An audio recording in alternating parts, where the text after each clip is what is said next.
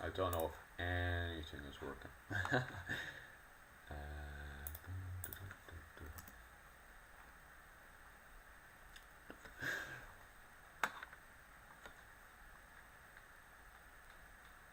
I have no clue if anything is working.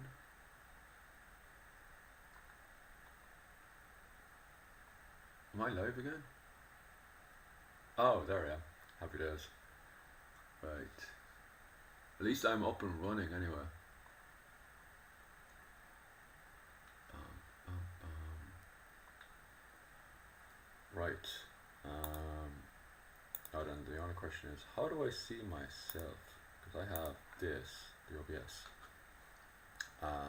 but I cannot see chat.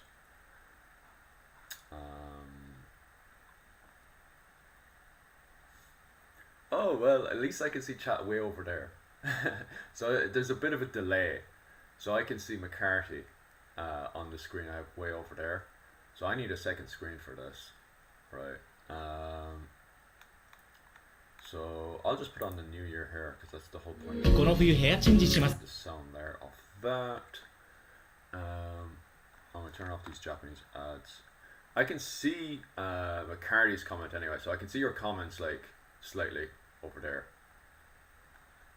So you guys can still comment away, and we'll work something in. And I will talk about my page because you guys were asking me last time to set up a Patreon, and I managed to get the Patreon up and going. So the Patreon's here now. If you guys want to join. Last time I was working this, I could see all the comments and stuff, but now I can't see any comments. I don't even know how to get the comments up and going right now, but I'll work all this stuff out in time, I guess. Happy New Year to you, to McCarthy. Anyway, God, my brain is like confuddled now from this computer. I don't know where to leave because obviously this is not my chat. Before I could actually see chat, so I could like leave links and stuff. But now I can't see chat, so I don't know. Because when I click on this, it's all confuddled all over the place. Can you guys hear me? Maybe I'm just talking to myself.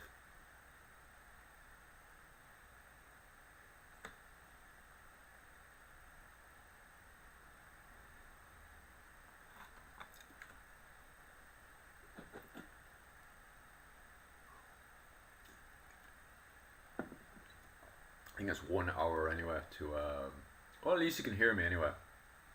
Dennis, how are you anyway? How are you keeping for the new year? Any plans for the next year?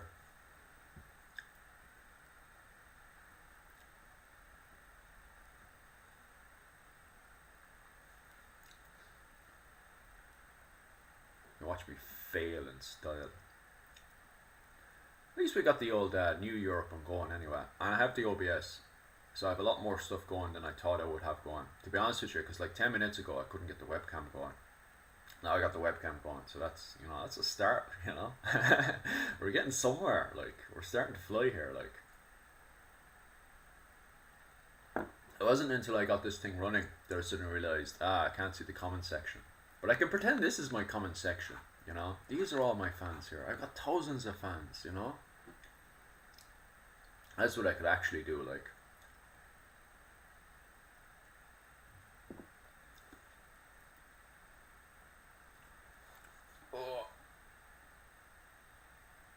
What's everyone up to for the new year anyway? Any plans?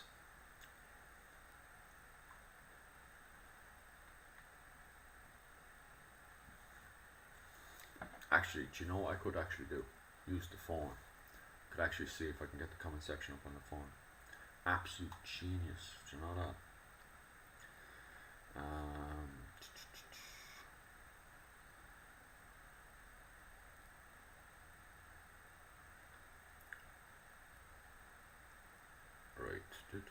Because I did this last time when I was at Rachel, because I was having the same sort of problem when I was over in Rachel's live stream, and I was like, I'll just pop up the phone. Right.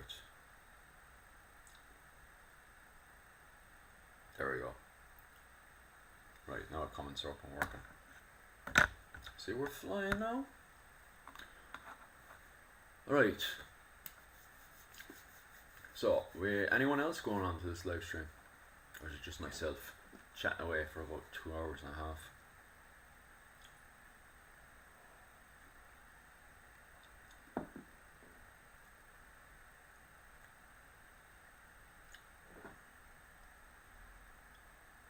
Drinking coffee and talking to myself.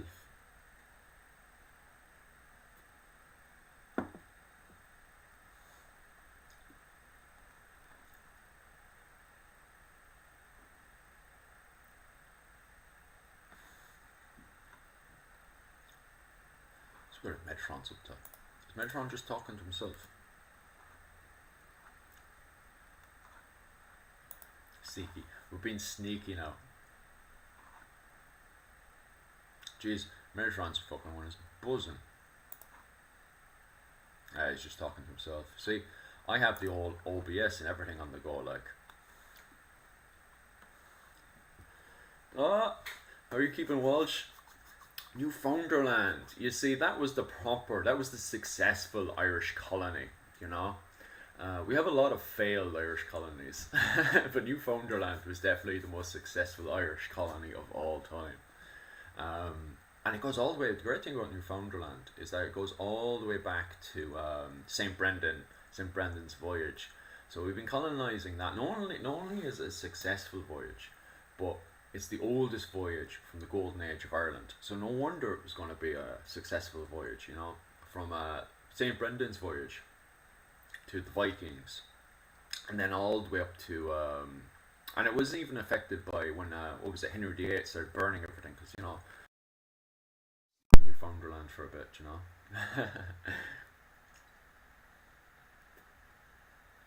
Starting to buzz around the place. My camera's all, 1 second, I'll try to fix that. It's been doing that on and off for a while, I'm not sure why. There was a deactivate. Where's the deactivate? And there is. For some reason it fixes it. Or this time it just doesn't. Well, it's broken now anyway. Just when we got the show up and running, the camera decides it wants to go and break on us. Go on the old properties. Oh, well, that works now. Do you know what's funny? That was not working a few minutes ago. Yeah, save changes. And we'll put me over here now. And yeah, I think I'm sorted. Put that over here. And we'll go back to watching the old Chinese New Year, because it's the year of the snake. I happen to be a snake as well, so it's all good.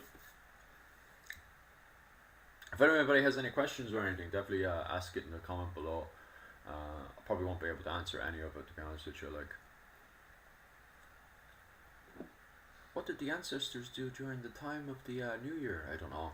No one knows, except for a bunch of people that make up stuff.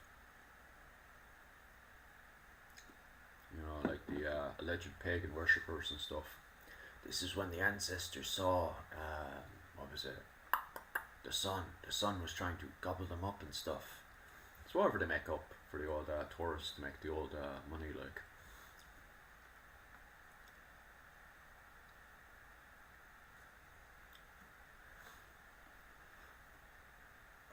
At least they have the entertainment on the go anyway.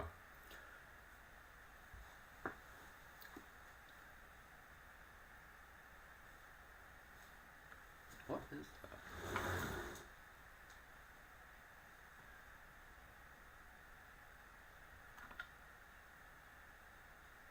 Oh, do you know what that is? I think it's the second channel.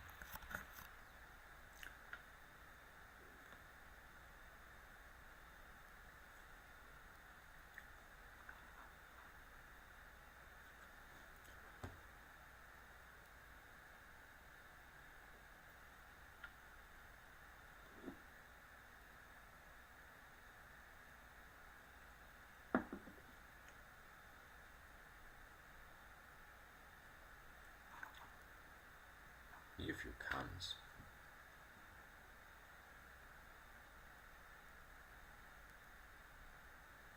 What did medieval Ireland do for New Year's? What did they do for the New Year's? Obviously, you have the 12 days of Christmas, so they're still in the middle of doing the old switcheroo and stuff.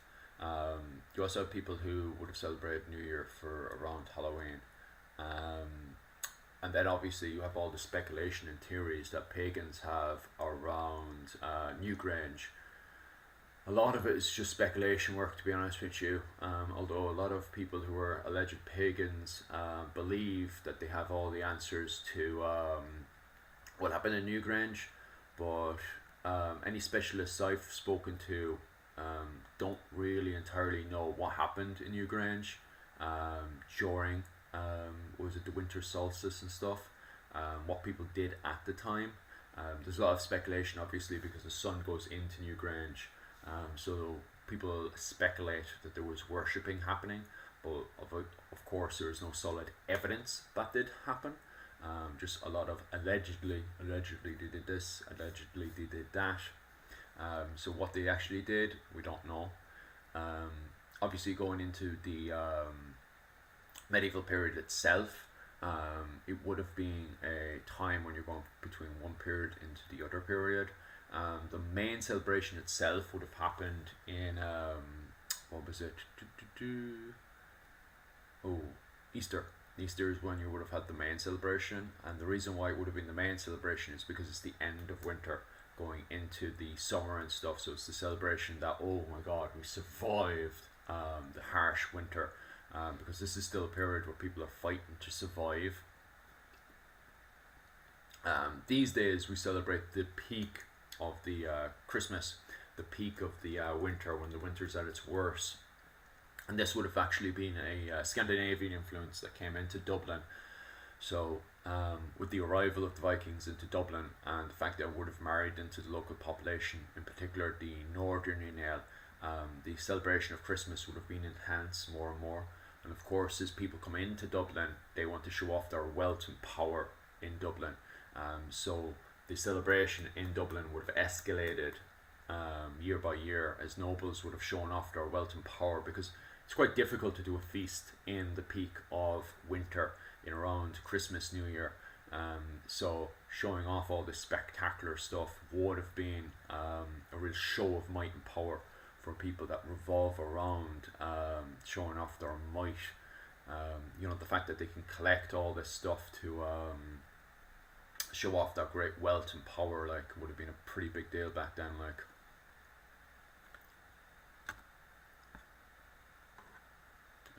Frozen that one. 1 second. Oh, there, I'm flying again.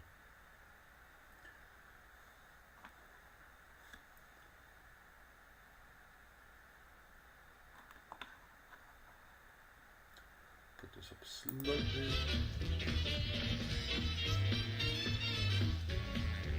Oh. Merry Christmas and a Happy New Year to yourself.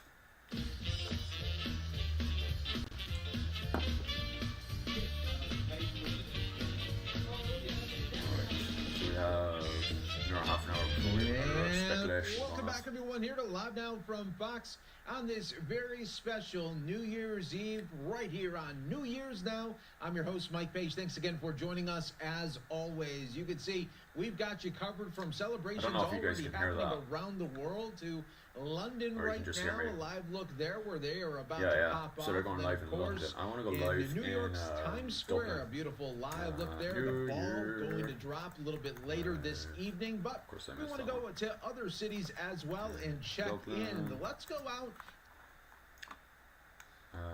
New Year live from Dublin. There we go. Open Temple Bar. Jesus, that brings me back. I haven't been to Temple Bar in a while, like. Jesus Christ, there they are in the huddling cold. Oh. Oh, they were the days, like. Glad I'm not there, to be honest with you.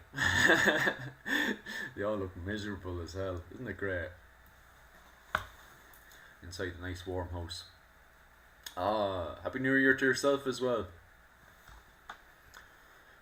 So if lads, if you have any questions for myself, definitely ask away there, and I'll start waffling shite as we wait for the New Year to come in the next half an hour or so, and we'll watch the Irish people freezing their testicles off in the freezing cold next to Temple Bar, like, and we'll all thank ourselves we're not there in the freezing cold weather. Why would you go out there, like, you know, just for the banter, like, really? Is Temple Bar even open right now, like? It looks like it's closed and everyone's just waiting for the first pint or something, like. I don't know. I just, honestly, I couldn't go out there, like, in that freezing cold right now. Especially since I've been out here in the Pacific for quite some time, like, and I'm just used to the warmth.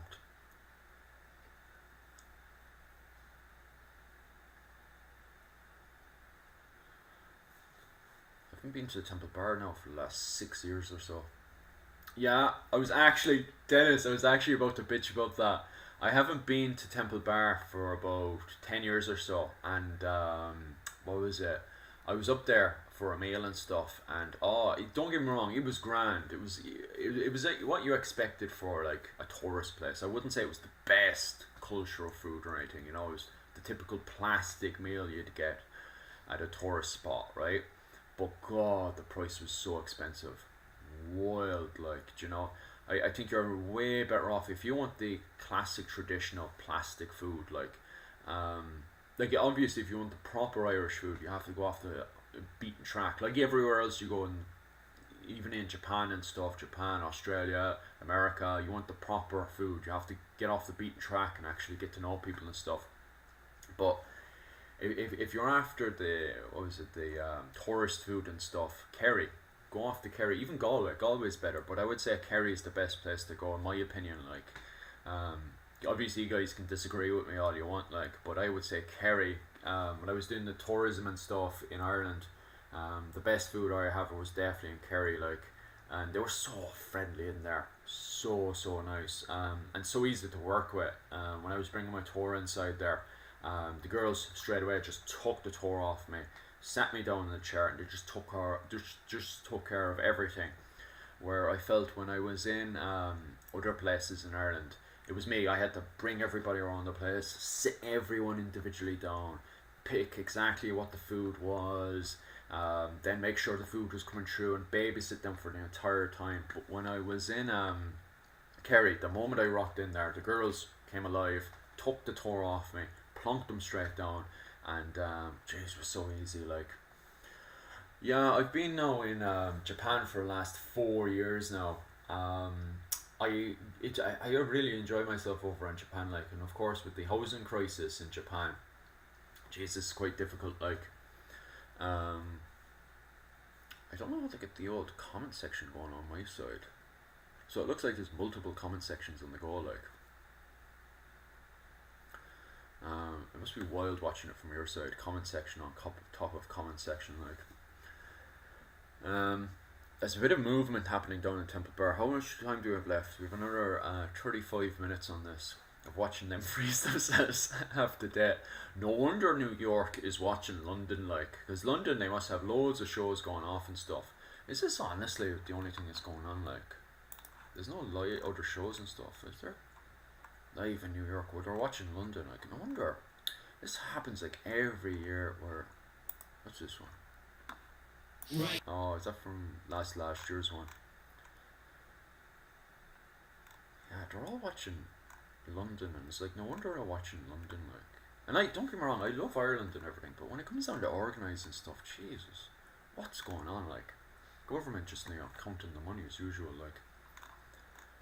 It's one thing I could definitely keep bitching about is the way that the government goes into, they always look at tourism as taking money out but never putting money in. I always freaking wrecked my head when I was working for it, like, because there's people that have come around the world now to celebrate New Year in Ireland, come to see family, friends, so on and so forth, and I can't see anything going on, like, do you know? Who owns this one? Ohio. Jeez, this is not even run by the Irish either. What are RT doing anything right now?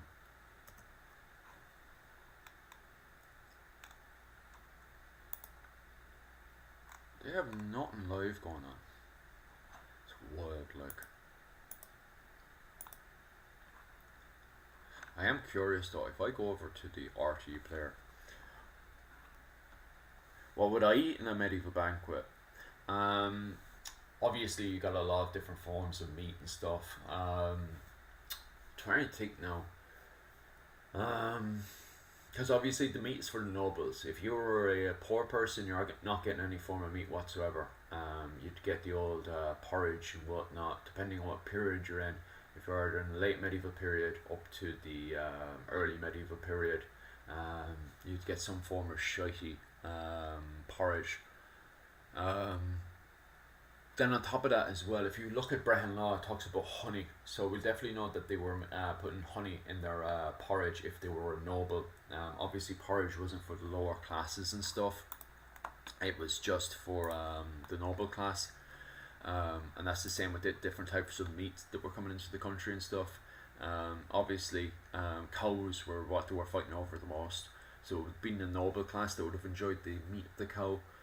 The lower classes might have gotten a bit of meat if they went up to the nobles' castle and stuff, and would have gotten the leftovers and that the nobles wouldn't have eaten. But when it comes down to a lot of the stuff, but then it depends. It depends where you are in society and stuff. Because obviously, if you're coming from a fishing village, one of the best examples actually for food and what you would have eaten is what was it? Bunratty Castle. If you go up to Bunratty Castle, they have a village and everything. I know the village itself is from what was it? See if I can say this now. Bunratty Castle. Okay. Bunratty Castle.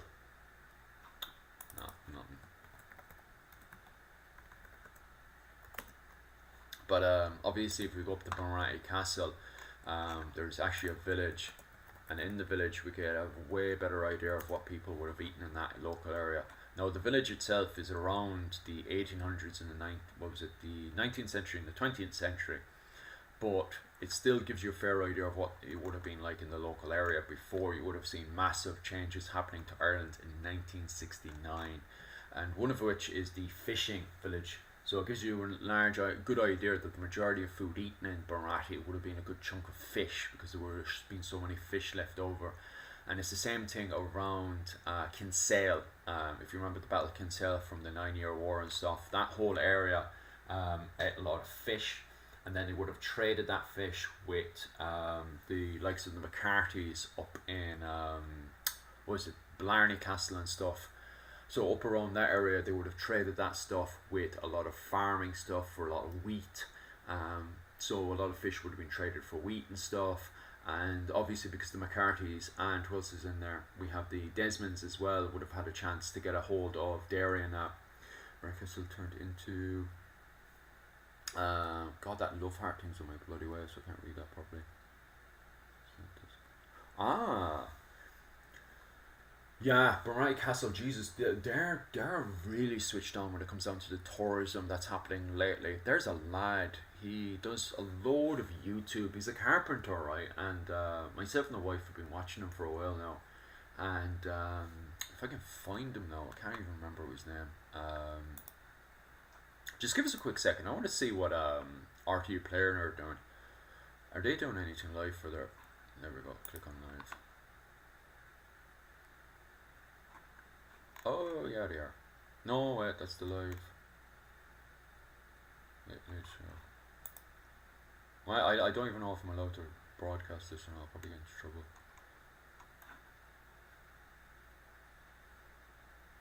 Yeah. Do you know what? I won't broadcast just in case I end up getting into trouble. But, yeah, what's Jesus? They're trying to get the ambulance through as well. So we know RTE are doing something, but they're just not streaming it through, what was it called? YouTube. So they're doing something alright. But, yeah, Bunratty Castle, they're doing so much stuff up there. But it was the same with, what was it? Craigenowen. I worked up in Craigenowen for a wee bit, doing the living history and stuff. And they're always doing stuff up there as well. Craigenowen and Bunratty Castle, always doing something. And they have a lad who's doing the woodworking up there. let's see. Actually, I'll turn this into the other one. If I can find your manor.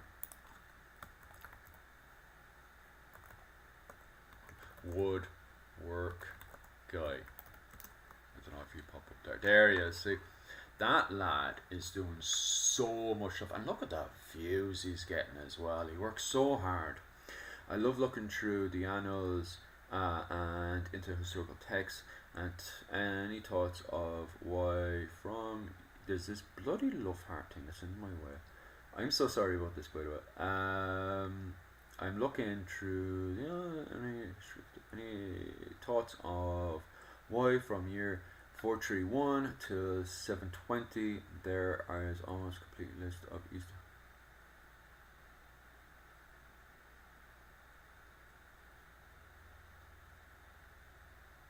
Is there?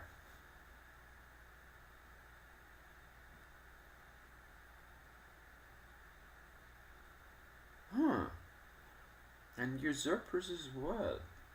I'll actually have to have a look at that. That's fascinating.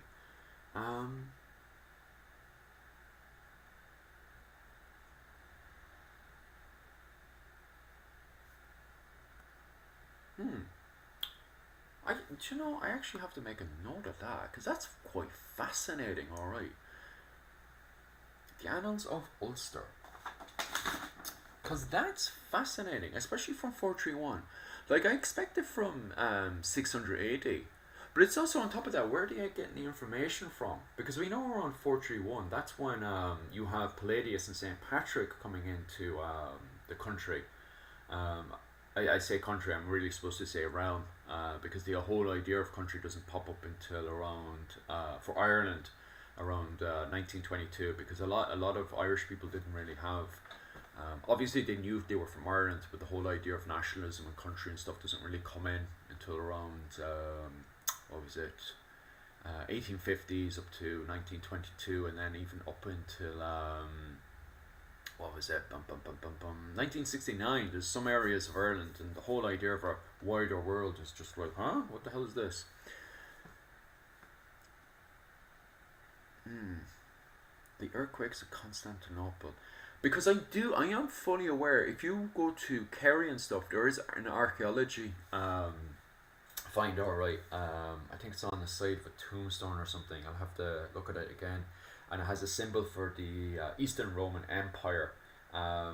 It's in a cross or something. And we know as well, because of the influences in literature, it is influenced by the Eastern Roman Empire. But there's no shock that it's influenced by the Eastern Roman Empire. I'm not sure how well connected they are to the Eastern Roman Empire in 431. But definitely by the time we get up to 600 AD, there is a full connection there. Going from Cork Kerry area, you can fly down to France. Actually, if we can find a Google map, I can show you easier how, what was it? We'll just type in Google map. Ireland. Would Ireland do it faster?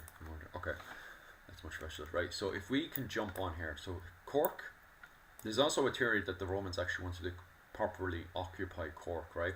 But we can actually fly quickly down from Cork into the whole Wales area and then make our way over to Brittany. And this is why, by the way, Brittany has a massive Celtic influence continuously all the way throughout the late medieval period, so on and so forth.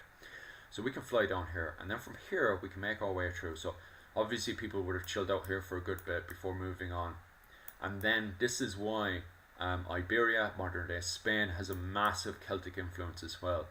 So it's easy enough to fly around the place. And also you can see that as well, is that as long as you can get through this bit, I think you can go island hopping throughout here. And that's why Newfoundland as well has the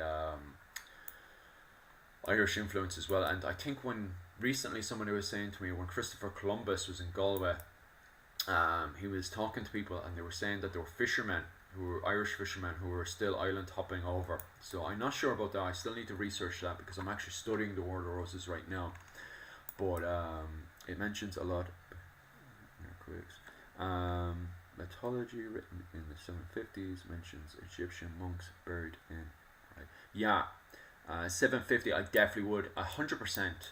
By 750, it was Colin recently has done a study And it was believed that the Irish are so backwards when the Vikings arrived military wise, but that's complete mythology now because Colin has released his work. I'm going to try to bring Colin onto the show, but he's recently proven that the Irish military was actually one of the highest standard military when we get up to 795 with the arrival of Vikings.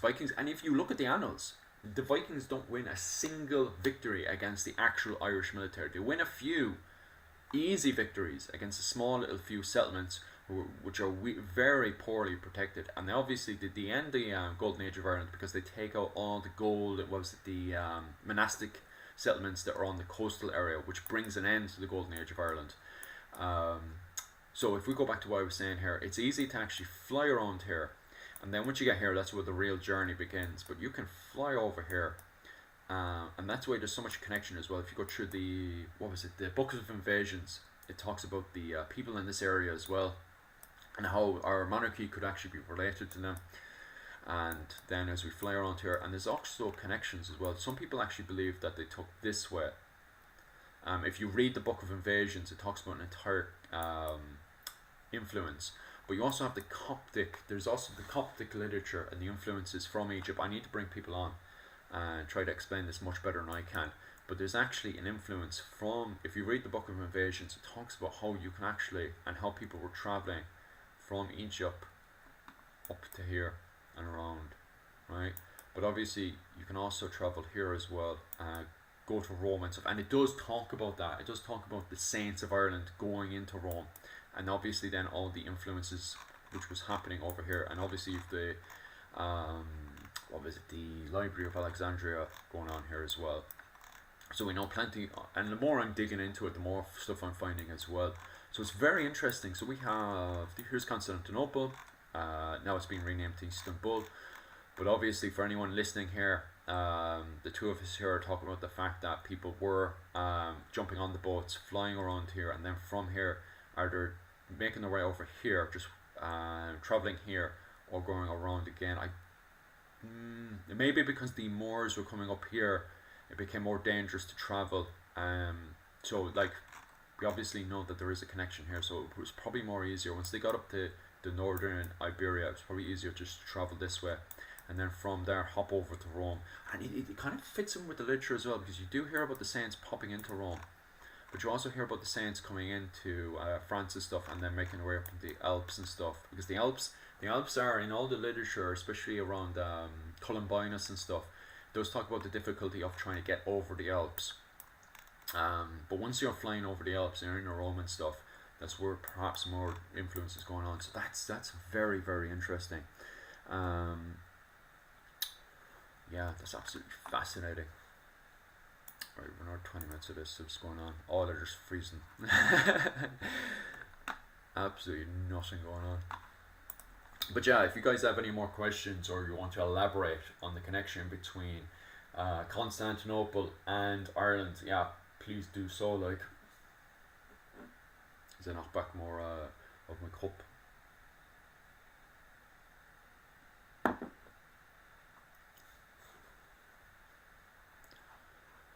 Oh, tempo. Right, get over that now.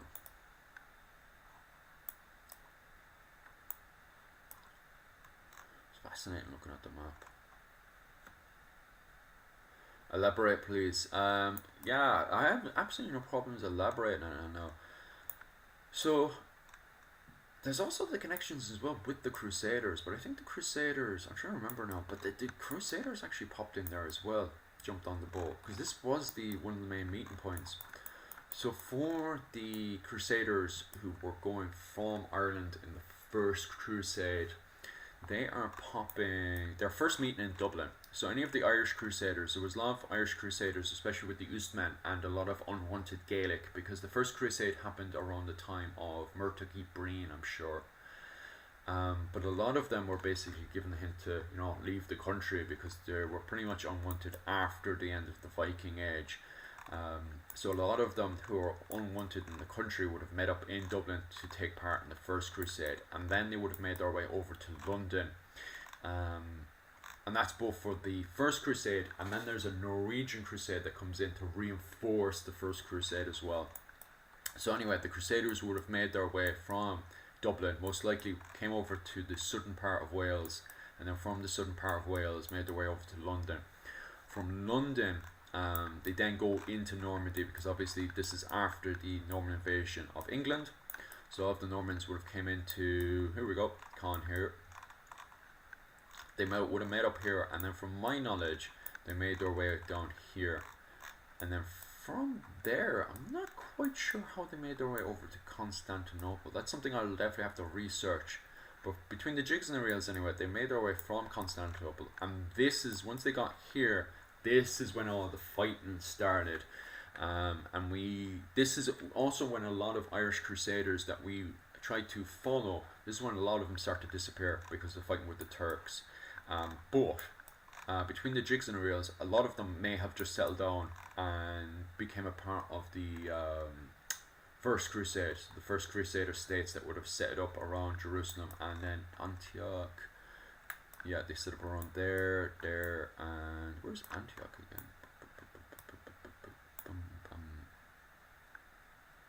God, where the bloody hell is that one?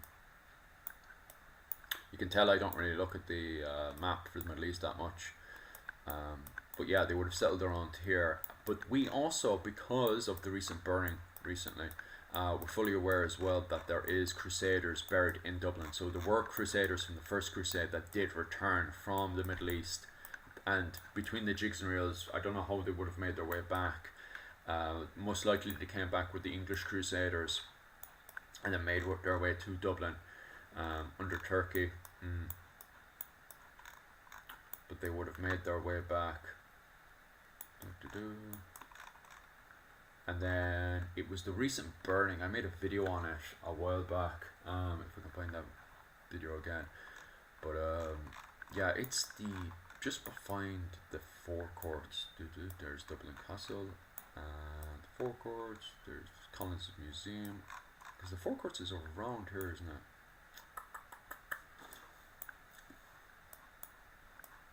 Lost in Dublin.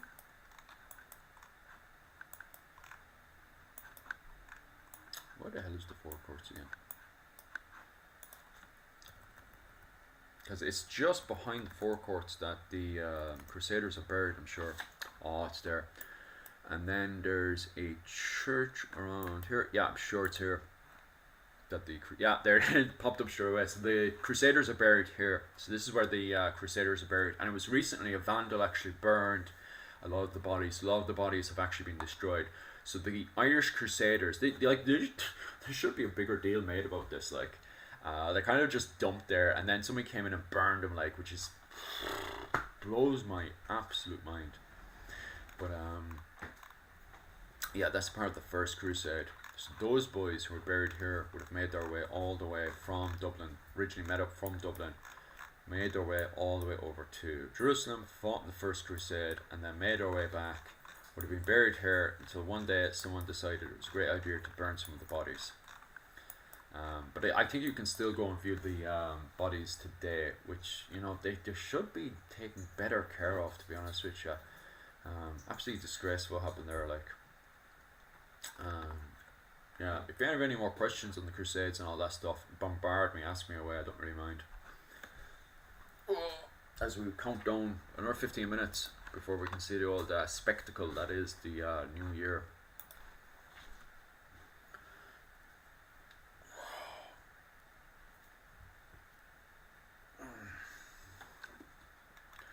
What else can we see around here? Because we have Dublin Castle over here. Let me give me a second, because there is a proper map of the development of Viking. Is it medieval Dublin? Give us a second. Thank you.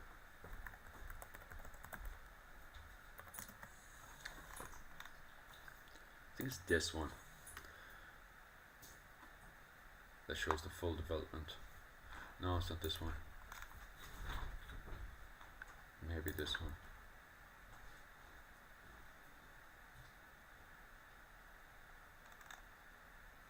I think it's this one that shows the proper development of Dublin during the medieval era.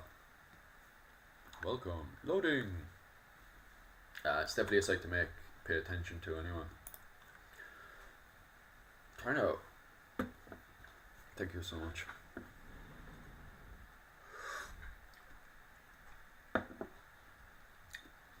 God, it's taken a year and a half to load, like. What's this here you're going? Thank you. Just move back there so I can actually read that.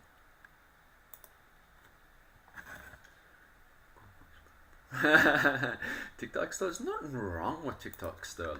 TikTok style is amazing.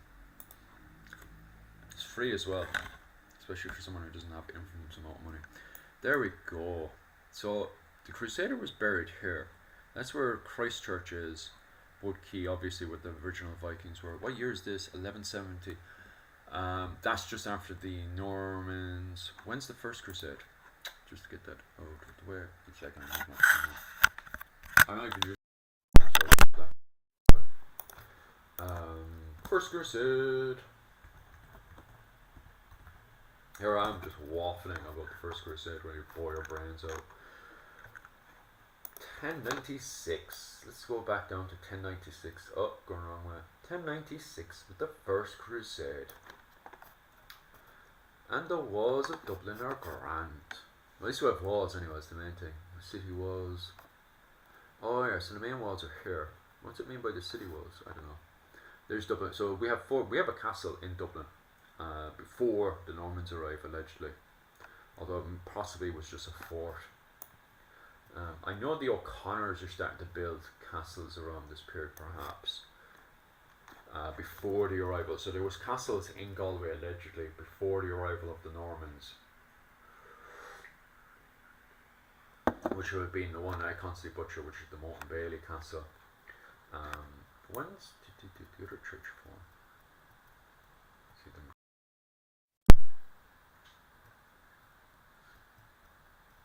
them. Never shows up.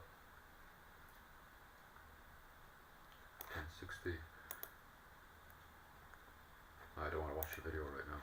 St. Mary's Abbey.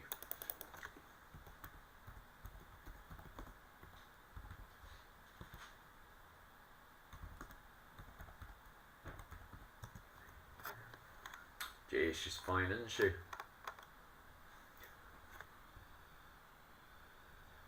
Oh, my top 5 castles in Ireland.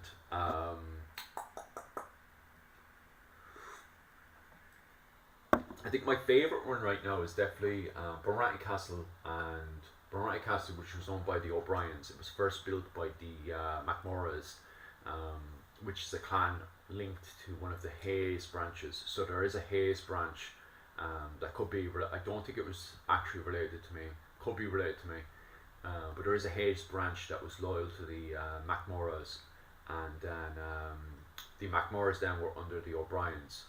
So when the MacMorras built the castle, oh, how's my dad? But when the MacMorras were loyal to the, the MacMorras? So there's a Hayes branch that's loyal to the MacMorras. The MacMorras were loyal to the O'Briens. And then when the MacMorras built Balranty Castle, they had to hand over to the O'Briens. Not quite sure why, what happened there, like.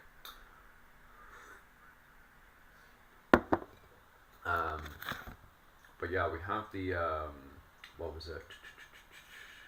Yeah, we have Balranty Castle. So number 1 is definitely Balranty Castle. My second favourite one is definitely Blarney Castle. Blarney Castle is absolutely magnificent. I love Blarney Castle. So I'll definitely put that on just number 2 anyway. My third favourite one, for the time being, because sometimes my opinion on castles does change. But the time being, I think Carlow Castle is absolutely fascinating right now. It's a proper shame that it got blown up. It was somebody was experimenting with explosives around the castle. I think it was around the 20th century, around Carlow Castle, and then blew up the side of it. So a lot of the castle is actually destroyed. But Carlow Castle I find very interesting right now because of, I'll show you Carlow Castle. Carlow. Actually, just a second. Castle. But it the right one? I don't know if that's the right one. Ah, there it is, because you can see the other half is actually blown up. This is it here, and I find it absolutely fascinating right now because it was one of the main castles during the Gaelic resurgence of Ireland, and it actually had to hold down this whole area. So the English were here in Carlow Castle. They eventually had to pull out into Dublin during the Gaelic resurgence of Ireland, but Archbach Mora was constantly besieging this during 1370 all the way to around 1420. Carlow Castle was constantly attacked by the Gaelic and the Anglo-Irish. So the English administration eventually had to pull back. So for the time being, I definitely find Carlow Castle my third favourite castle right now. Trim Castle, I would put Trim Castle number 3. I might put Carlow Castle as number 4.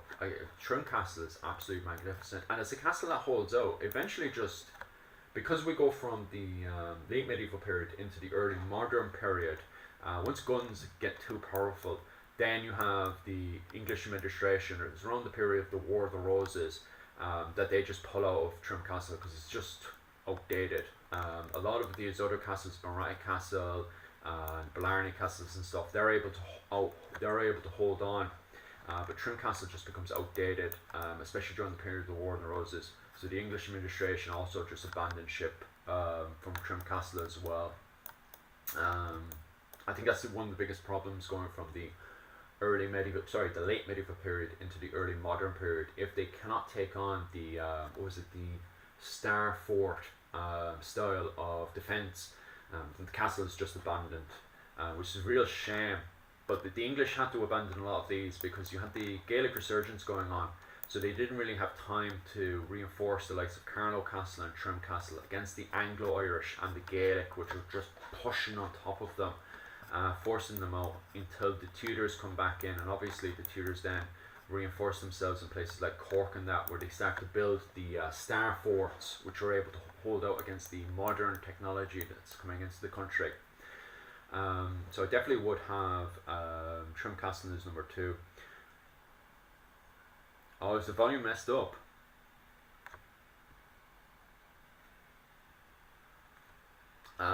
Is anyone else having difficulty with the volume?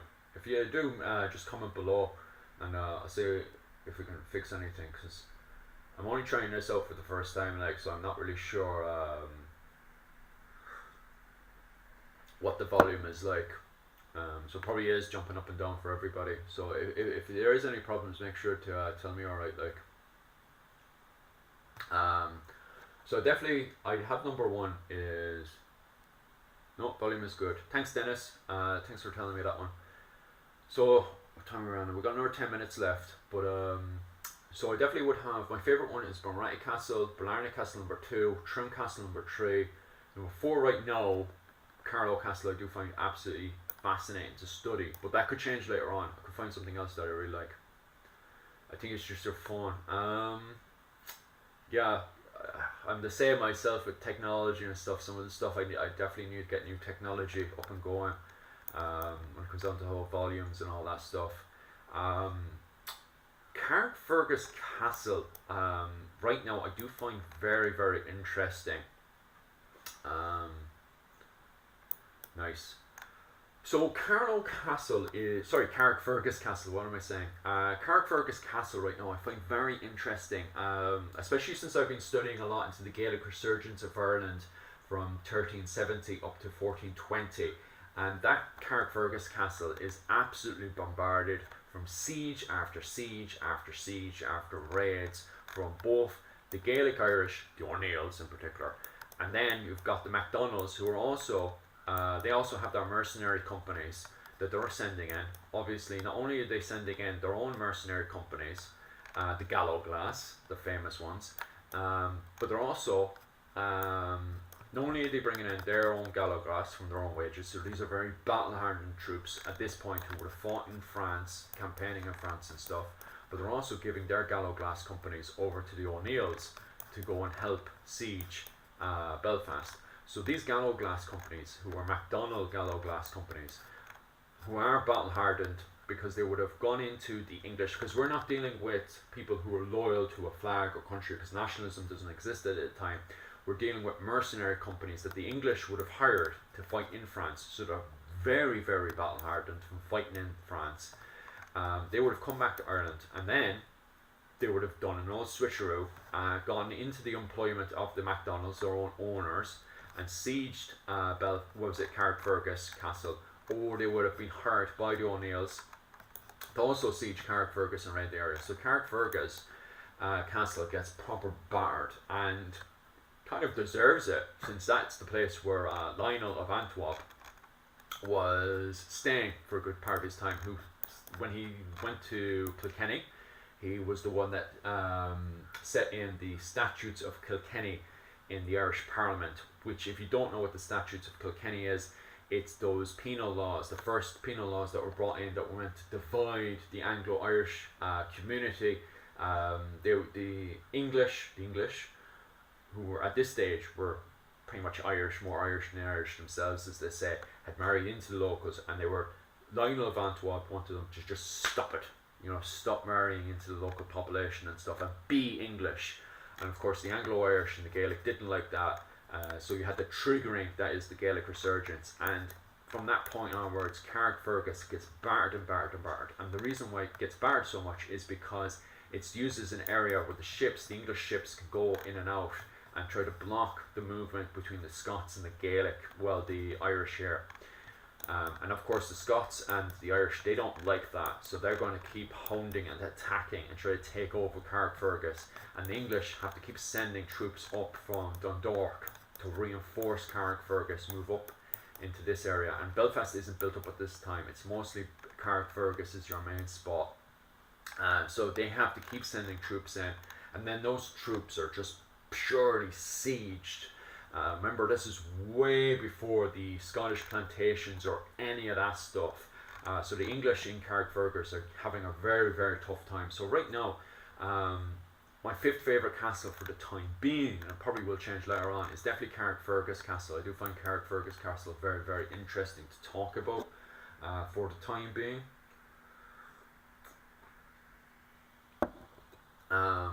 How are we for time? We've got a minute left. We'll see what's happening over in Temple Bar right now with the old 10, 9, 8, 7, 6, 5, 4, 3, 2, 1 stuff. We've got some movement down there.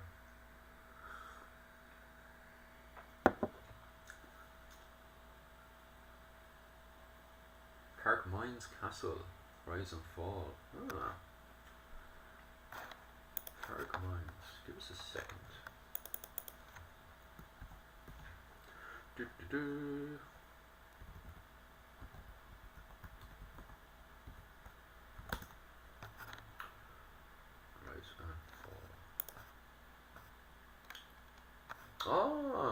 I haven't seen this book before. Let's move it over there. Is it any good? Both books like this. Happy New Year, Dad.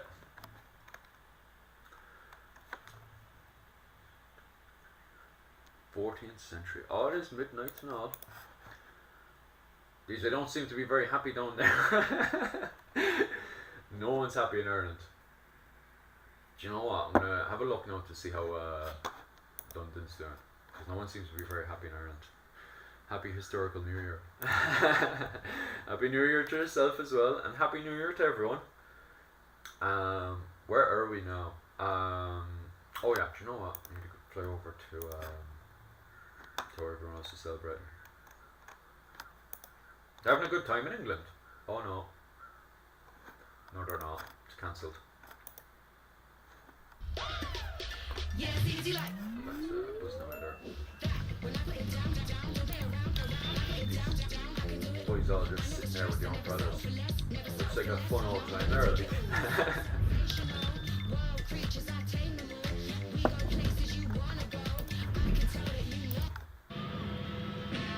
See, aren't they having a grand old time in London? Come on, there's probably way more stuff going on in Dublin, but on YouTube, got enough going on. I see people trying to wave their hands, they're very cold. Yay, Happy New Year!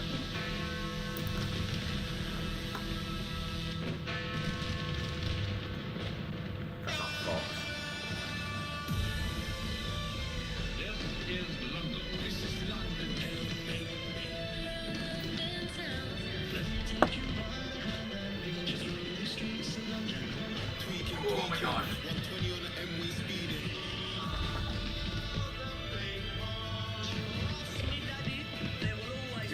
the old one. I think so.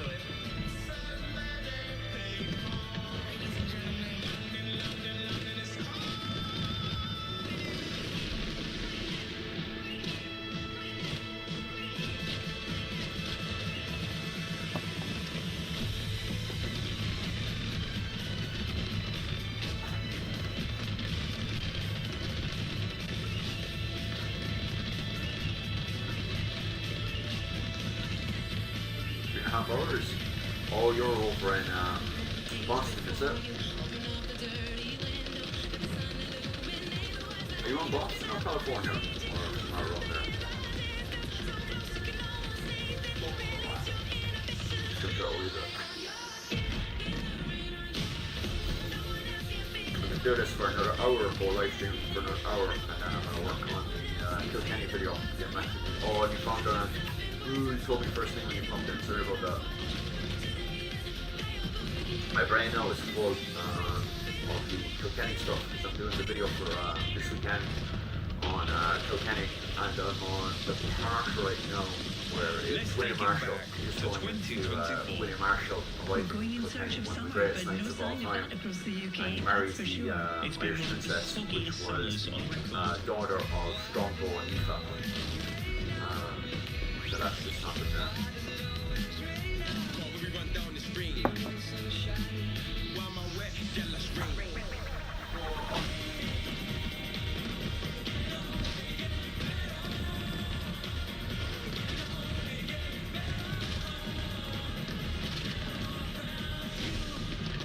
When skies are grey, hope is the way. We needed something to brighten up the summer, and this is it.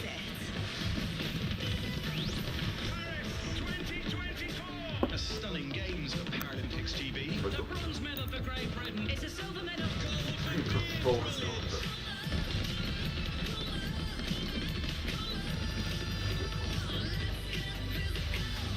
to the final of Euro 2024.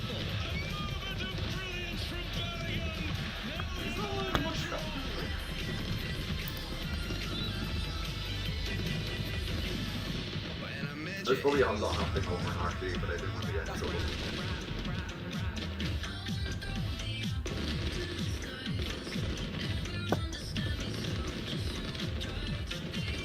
I think I'm grand showing off YouTube, but it's its own platform, so it should be allowed to show off.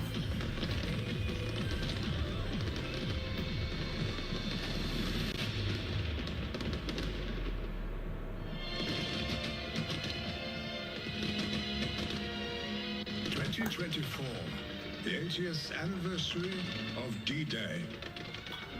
We were fighting for freedom. Freedom for everyone, not only for us. I feel very proud I did something for peace. But algorithm will probably be good for all the French stuff.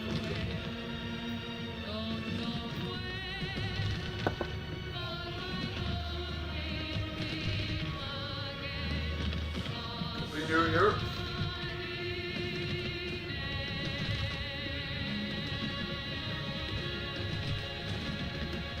Even in the darkest moments, there is always hope.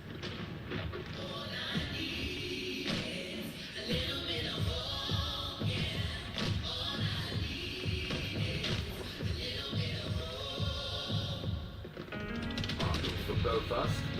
As we start the new year, No, you stream watching the London fireworks going off. What's happening in Dublin? Boys are trying to move around.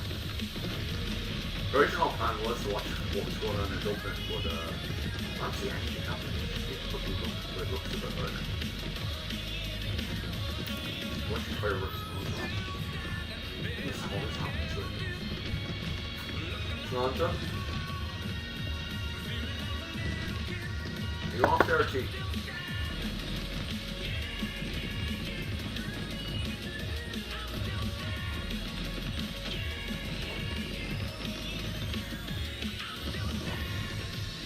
no matter what happens, London will always be a city of hope and a place for everyone.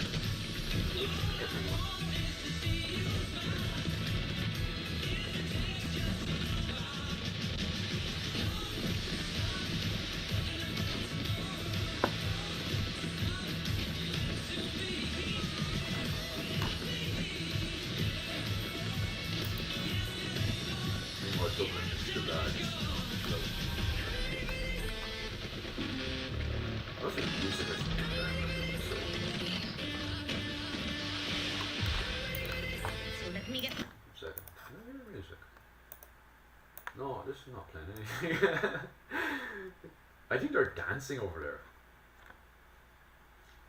There must be music and stuff going off. Maybe someone put the camera in the wrong angle. Because look, half of that's chopped up. I think someone just put the camera in the wrong place. I just see people wiggling.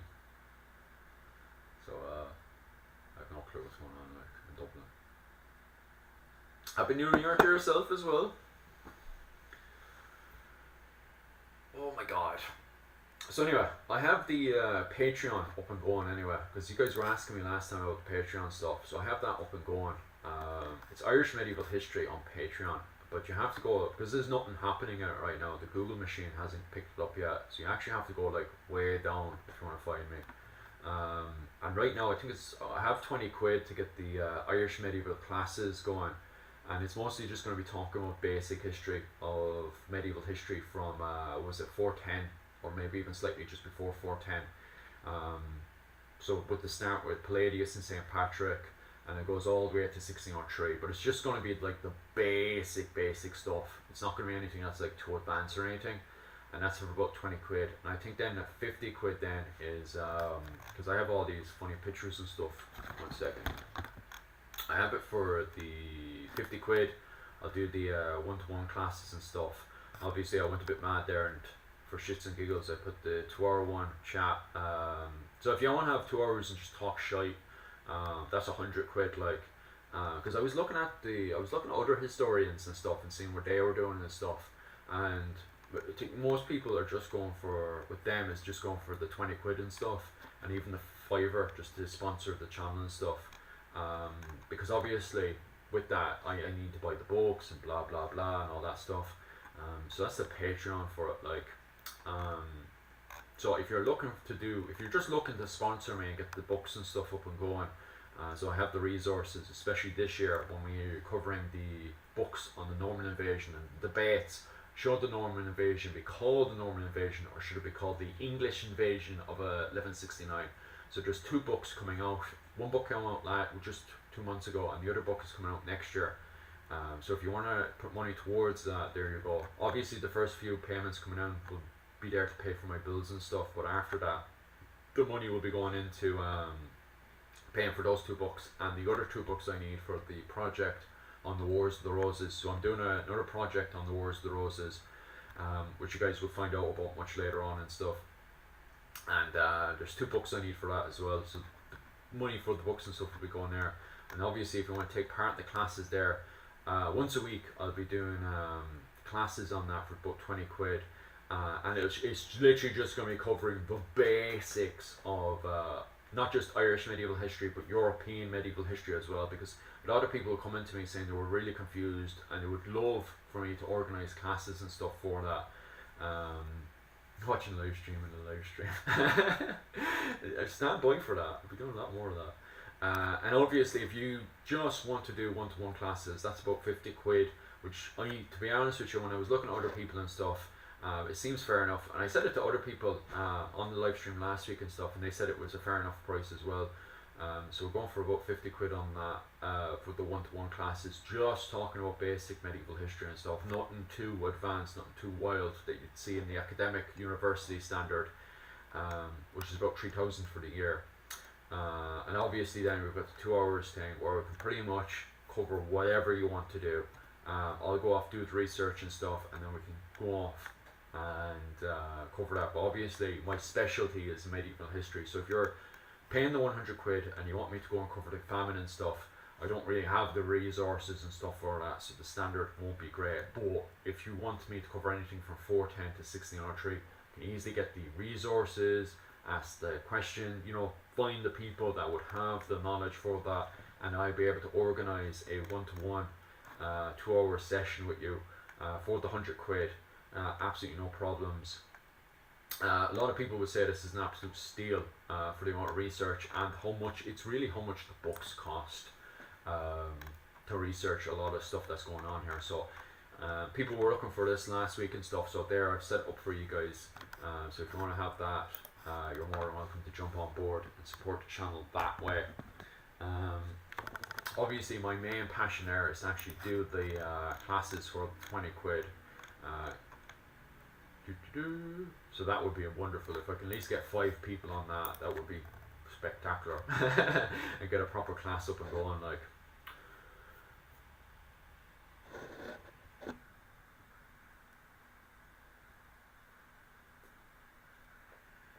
I think that's starting to die down now. Oh no, or is it starting to build up again? Meanwhile, I think somebody just put the camera in the wrong place. Could I put the link for somewhere? Yeah, I should do it because it's actually quite difficult. Let me see if I can live stream myself. Can I go into my own live stream and then put the link into my own chat? 1 second. View channel. Right.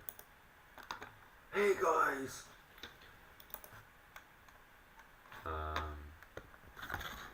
Right. What should I copy? There we go.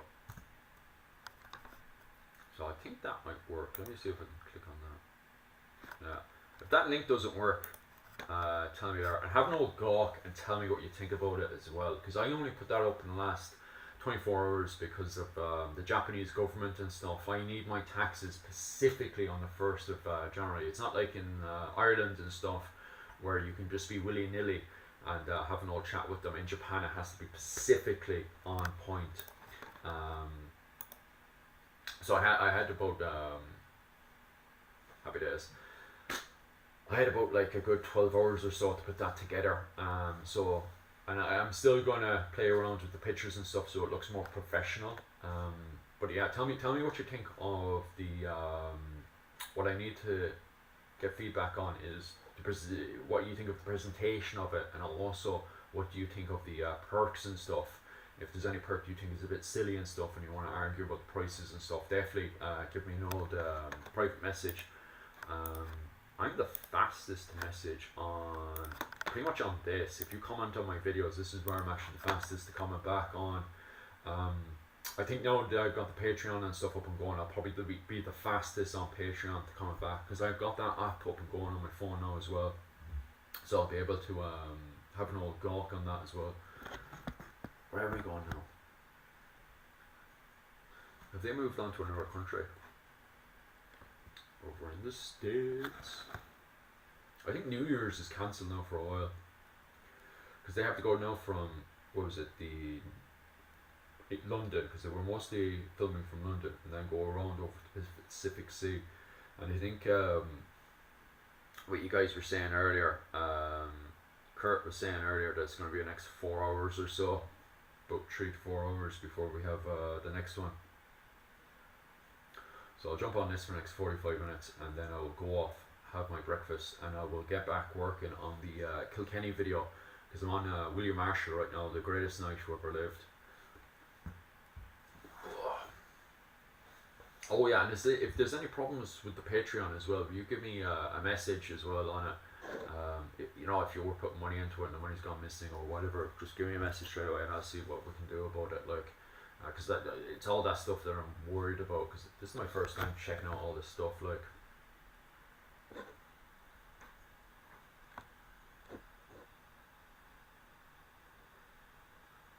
obviously there's so many machines off of New Year. Oh, what's this? Oh yeah, that would be for the Irish Americans. But the camera's in the funniest places, like the one in Temple Bar. So maybe I should have looked for a better link. But I think that's the only one they have. And when's New Year's in what was it called?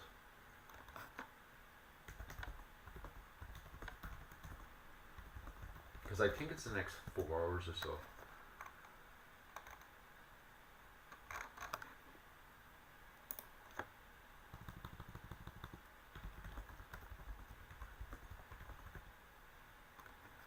Oh. 10 hours?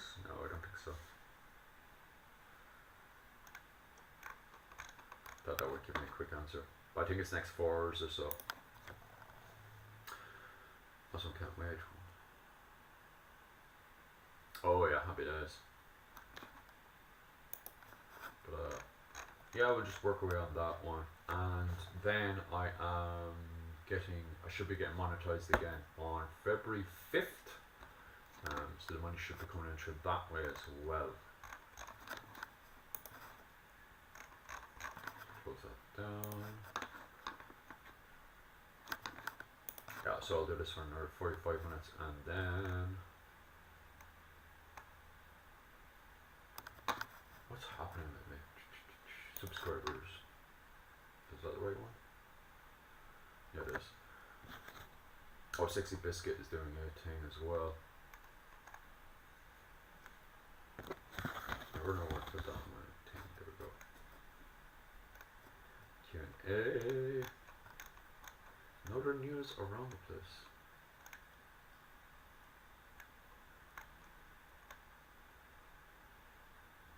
He went live streaming about what was that, an hour? Not bad. Japan weaponized Chinese. Alright. History of everything getting those views in. See if there's any other news about. History Channel, surprised there's no aliens in this one. I bet you this would lead to aliens anyway. The Curse of the Oak Island. Alright.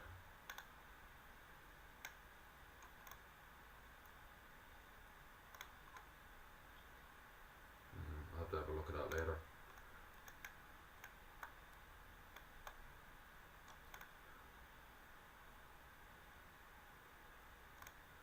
CNN blaming Trump for everything again.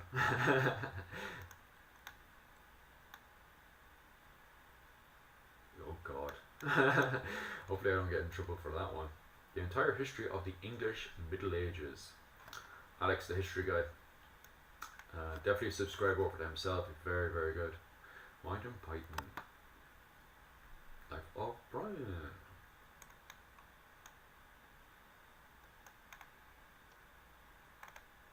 Okay, so maybe I should unsubscribe to CNN. I'm getting way too much off them. The Roman Empire. Weird history on the life of ancient Rome. Metatron is really, really good for languages and Roman history, and then late medieval armor as well. He's quite gifted in that as well. Like, that might be a good video as well to watch. I have to watch that later as well.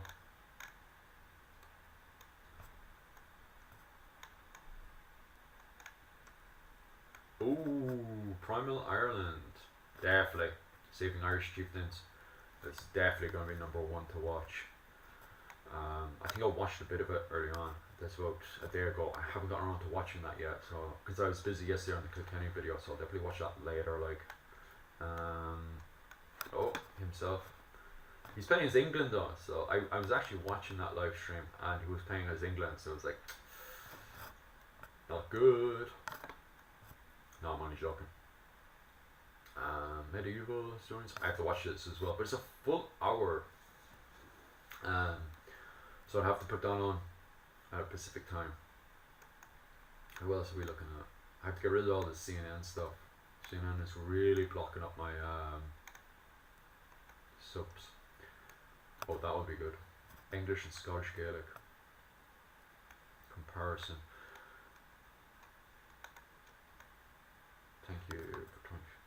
Let's watch this. Hopefully I don't get in trouble for this.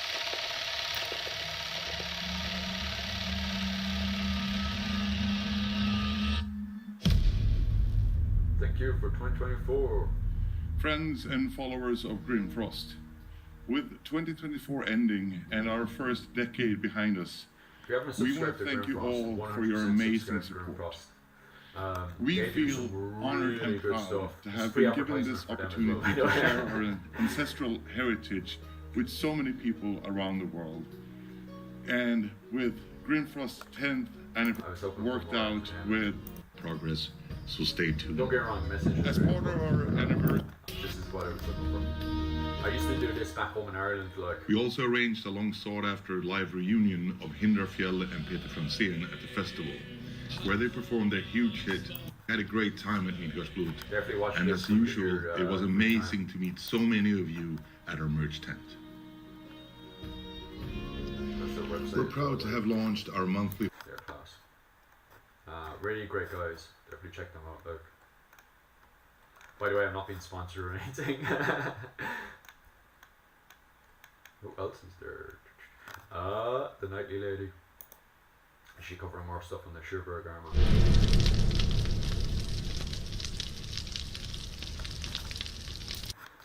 Fascinating.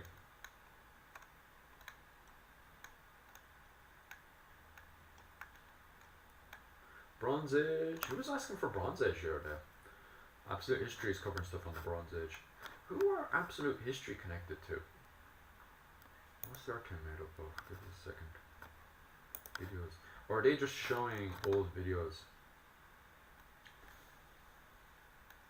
Because they're pretty much like History Hit. Or are they American? I think they're English though. I think they're exactly like History Hit. Because History Hit's English, I'm sure. Because I think they mostly cover English history as well. Shlanta. Happy New Year's to yourself as well. How is she cutting? History of Ireland. Ooh, I'll have to review this one. 2 hours of facts about modern Irish history. Well, it's modern like, so I won't be covering that. All the camera guys are drunk. Yeah, it looks like they're covering mostly English medieval history as well. Sorry, English history.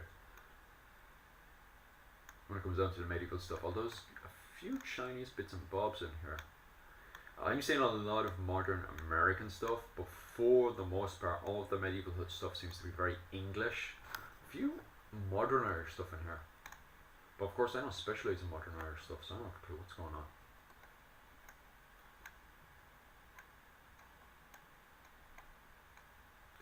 A lot of modern stuff. So if you're into modern Ireland anyway, this is definitely the place to check out, because I have a lot more stuff going on here.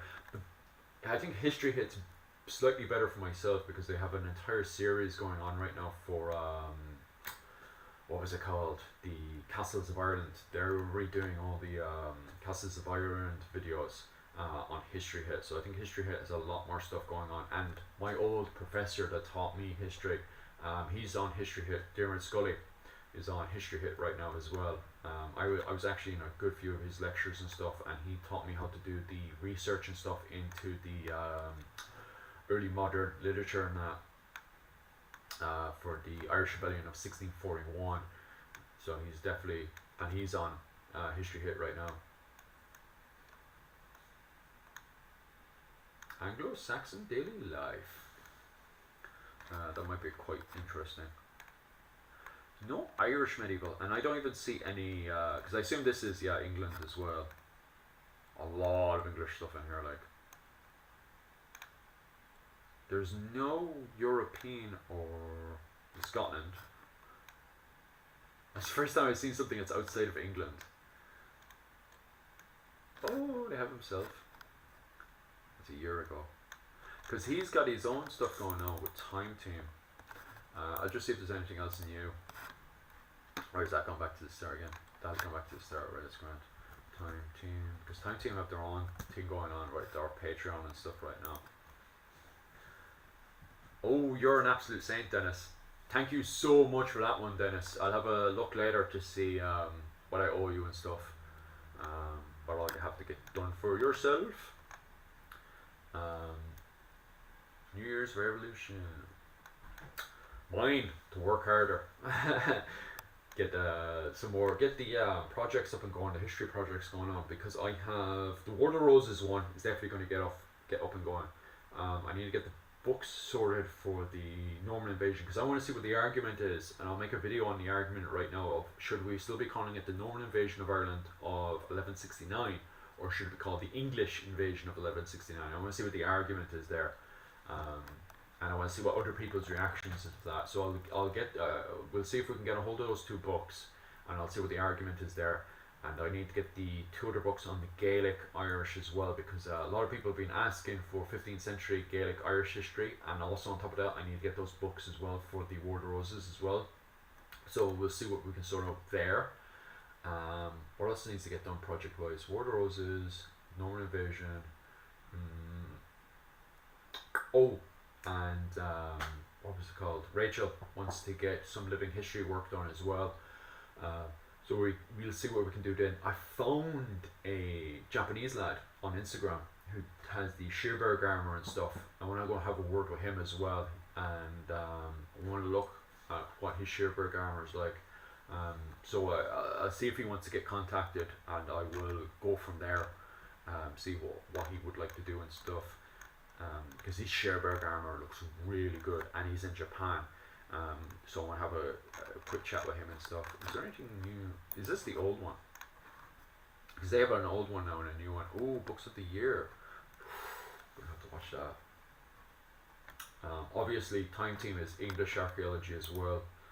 Thank God like I was about to turn around and say they need to make an Irish medieval channel, because Jesus, like, there needs to be more stuff on the go. Like,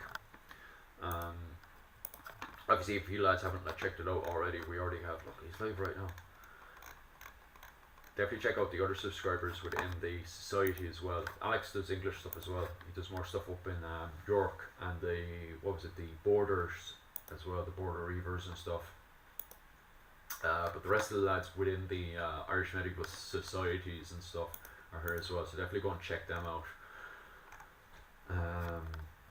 Rachel mostly does 15th century European clothing, especially around Italy and the Burgundy fashions as well. So if you're into the fashion clothing and stuff, definitely check out Rachel. Alex does the Borders. Nightly Lady does the Shearberg armor and stuff. Celtic Templar, 100% you need to check him out. I had him on last week for the 13th century Gallo Glass. But he's got the entire series and stuff on the 13th century on his own page as well, where he goes into far more detail than he did on my video on that. Alex does the Borders.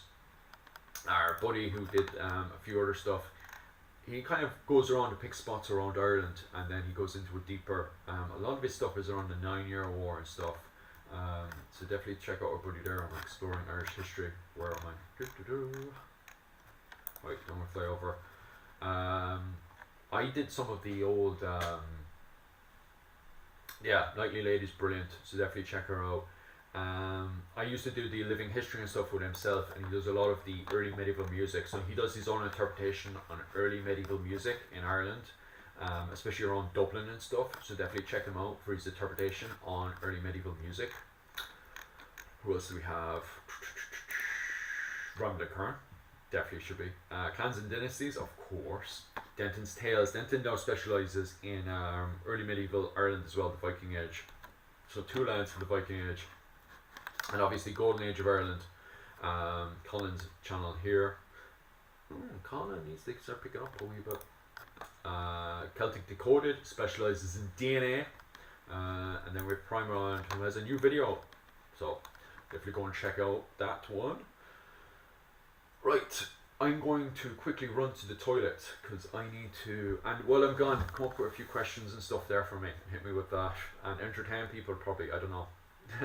Just give us a quick second there, lads. Whoa. Whoa.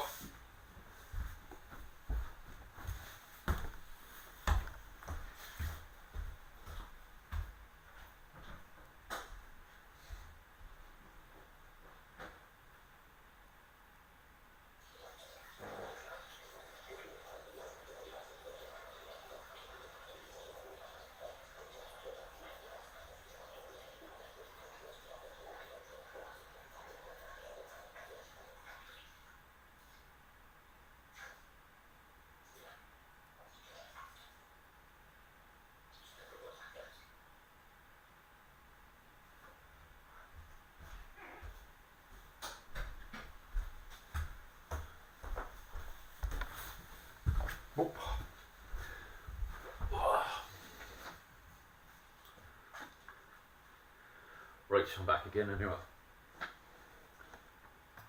Alright, hands washed and all.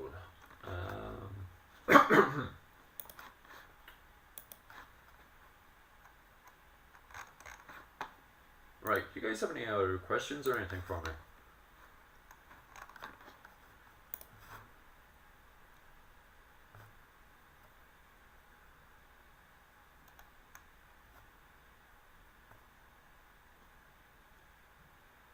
Holy Roman Empire, or as the French would say, it was neither holy nor Roman nor empire. But that's what the French say. Happy New Year! Yeah, of course. What do we want? Happy New Year to everyone. It's been a fantastic year with many joining this channel for the first time. But now, oh, where are we going? If you guys haven't voted on this, definitely go over and have to vote for yourselves. I was feedback from you and hope to continue next year with some content. Keep well and best wishes for the year to come. 25 is going to be amazing. Let's see what tomorrow brings. Where am I? Yeah, of course. Who's winning? Let's see.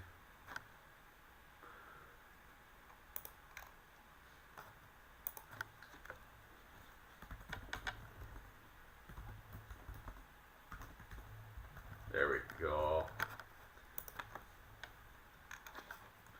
Right, what else do we have? What's all these voting? Should I have put up a voting thing? No, I'm starting to think I should have put up a voting thing. Right, happy Zone New Year particular. Welcome to us who just found the channel that you I didn't.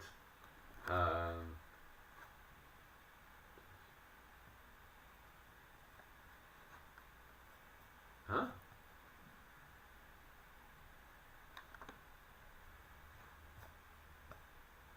Okay, I don't know what to make of that.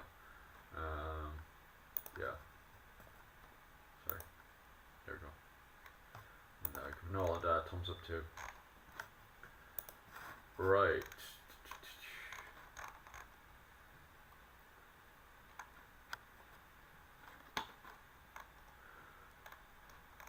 Alright, we don't really have too many other questions coming in.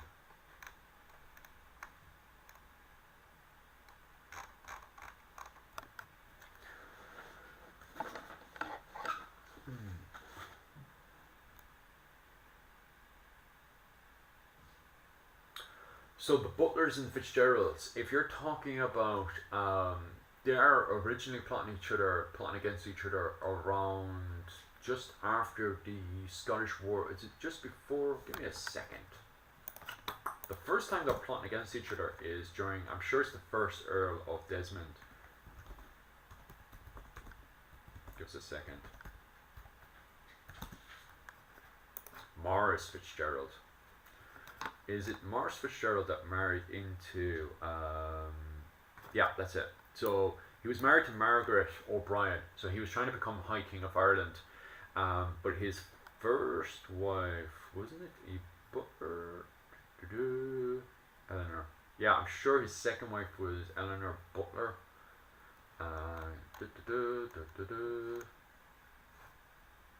No.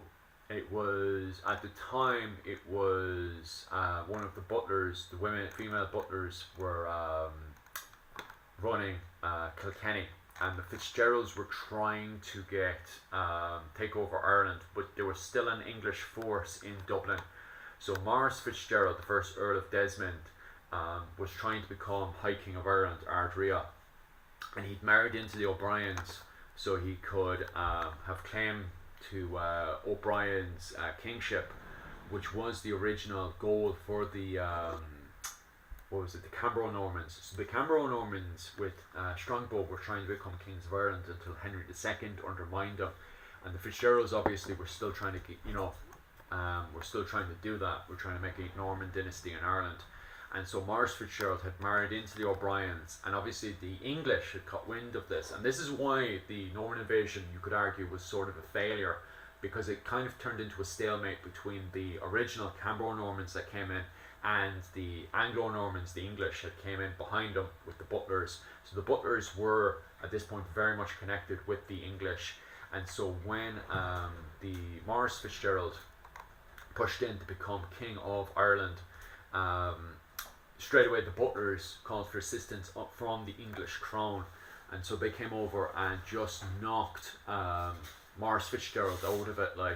I think they captured Maurice and they locked him up, but they let him go because it was a conspiracy and stuff. And I don't know if they had any hard evidence, but he also had to continue governing Munster as well. And so the Fitzgeralds being really strong in the Munster area, they had to let him go. So that was the first time you had a lot of scheming between the Fitzgeralds and the Butlers. The Butlers being pretty much representative of the English in that area, and the Fitzgeralds being pretty much the successors of the Cambro-Normans at that point. But you wouldn't really call them Cambro-Normans in that, because remember they're slowly digesting into Irish society. What did they have them put down as in nothing? Okay, that's grand. I wouldn't really put anything in there either.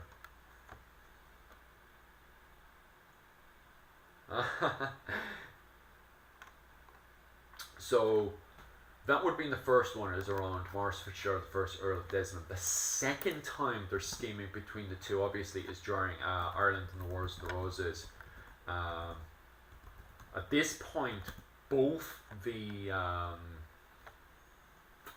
Butlers and the Fitzgeralds are both Anglo-Irish, and the reason for that is because not only do you have the Fitzgeralds who are frustrated with the English crown for obvious reasons, but the Butlers become frustrated with the English crown because of the fact that you had the Statutes of Kilkenny and high taxes, which really annoyed their population in Kilkenny.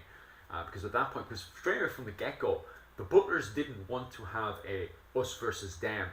Like that's why they bring in all these holy orders and stuff into like the deacons and the the other holy orders anyway into Kilkenny, was to bring in a common ground between the Gaelic in Kilkenny and the new arrivals, the English and the Norman arrivals into Kilkenny, so they could fuse the societies together. So the Butlers from the get-go, and it was the same with William Marshall, they wanted the society to be one society, because then us versus them makes absolutely no sense for the Butlers and the William Marshalls and stuff. So they kind of, from the get-go, they didn't want to have a two-community system. Although the Normans did go off and build St. Mary's Church in the centre of town, the Butlers don't really put money into St. Mary's Church. They put it into Kilkenny's main church, where you would have had the main population. Kilkenny's cathedral, which is in the centre of Kilkenny and stuff. So the majority of the money was going into both the Gaelic population and the Anglo-Norman population. So the Butlers didn't want to divide between the two communities. So when Lionel of Antwerp comes in and he brings in the statutes, especially in Kilkenny of all places, it really annoys the Butlers and stuff. So there's a divide, from my interpretation of the literature, there's a divide between especially the White Earl Butler. Let's see.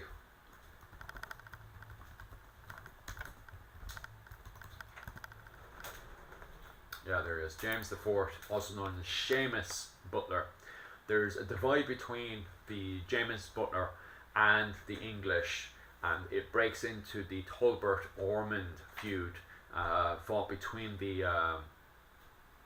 his career is marked by his long and bitter feud with Talbot family. So that is the Talbot Ormond feud, which pretty much causes this happens, where Ormond ends up going from an English settlement into a Anglo-Irish semi-independent society.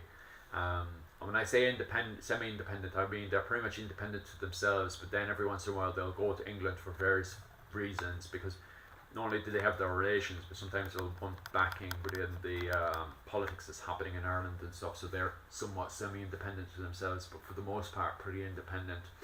And that happens because of the Ormond Talbot feud that kicks off in Ireland, where actually the Butlers do not switcheroo and they end up supporting Desmond's. But then, as the Lancastrians, so what happens is the Plantagenets fall in England, and the Butlers straight away want to make alliances and stuff, because the Butlers are also still getting involved with the 100 Years' War and stuff. They end up making alliances with the Lancastrians, who are obviously grant the crown and stuff, but at the same time the Desmonds end up making alliances and agreements with the Yorks, which then follows into the Ireland and the Wars of the Roses, where you have the Fitzgeralds who are on the side of the Yorks, and the Butlers who are on the side of the Lancastrians, and the two of them are obviously fighting over the power of the Irish Parliament. Both families are trying to take full control of the title of Lord Deputy of the Irish Parliament, and obviously there is few skirmishes. There's mostly skirmishes that kick off throughout the country and stuff. With most of the power base for the Butlers being in the Leinster area. So this whole area here, the McMurras and all these different families and support the Butlers and their push for the Irish Parliament. And at the same time, the Desmonds are supported by majority of Ireland, because at this point, while all this has been going on and the Butlers are making their agreements with England and stuff, the Fitzgeralds have been expanding through Ireland, and that's through fosterage, hostages, and also marriage alliances. But the Fitzgeralds are very cute in the fact that they'll marry off the majority of their sons and daughters into the Gaelic population, but they'll always leave their main son to marry into the English. So they're playing the two worlds very, very adaptive. Like, I can easily waffle on about that all day. Like, but yeah, that's what majority with the Patreon and all that stuff. I'm going to do more research into all of that. So that's why I'm really pushing for the Patreon, so I can get more books in. There it is, the Butler-Talbot feud. I was reading somewhere else, the other book I got referred to it as the Talbot-Ormond feud. So I think it really depends. But I don't think it really matters if you refer to it as the Butler-Talbot feud or the Ormond-Talbot feud. But that's really important to understand to why the Butlers and a good chunk of Leinster finally completely break away, because the hope was already caused with the Gaelic resurgence of Ireland that happened between was it 1370 all the way up to 1420, where Art MacMur Cavanagh had broken away from a good chunk of Leinster, like, so that damage was already caused beforehand anyway. And then on top of that, you had what was his face? After that, then obviously you have the Talbot-Ormond feud, which completely breaks away all this. So this all was completely shrunk down to here, Dundalk, Dublin, and Dublin here and stuff, and a little bit left. So the Lordship of Ireland, when you go up to 1420, that Lordship of Ireland is almost completely gone. Like, the English can barely get outside of the pale without being attacked from the likes of the Butlers, the MacMurras, the Fitzgeralds here in Kildare. Like, they're really wrecking the place up, like. And of course then you go into my favourite point, is the War of the Roses in Ireland, which I absolutely love to study and stuff then, because then Ormond and Desmond, the Fitzgeralds and Butlers are trying to fight for the power of the Irish Parliament, like, which is pretty much, it's very much understudied, and I absolutely love it, because that's the late medieval Ireland, like, at its peak. We have all these massive, huge battles, and the Irish are always sending troops over to support their side, and vice versa. The Yorkists are mostly able to send over support for the Fitzgeralds, but the Butlers are battered, absolutely battered during the Wars of the Roses in Ireland, like. But it's an absolutely fascinating time, like. If you have any more questions about that, like, don't mind asking away, like. Another 10 minutes or so, well, 15 minutes, and then I'll get to work on my video on the Kilkenny. I'll get working on the Kilkenny video there, and old William Marshall. I'm starting to research there in Kilkenny.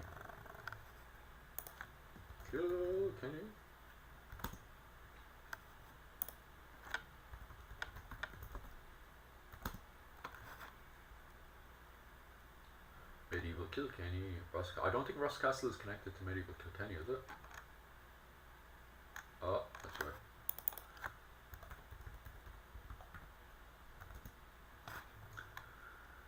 The old medieval, that's what I have to put into more detail. I did the video and I forgot to talk about modern St. Mary's, because that was originally, in the video, as I point out, that was the original Norman church.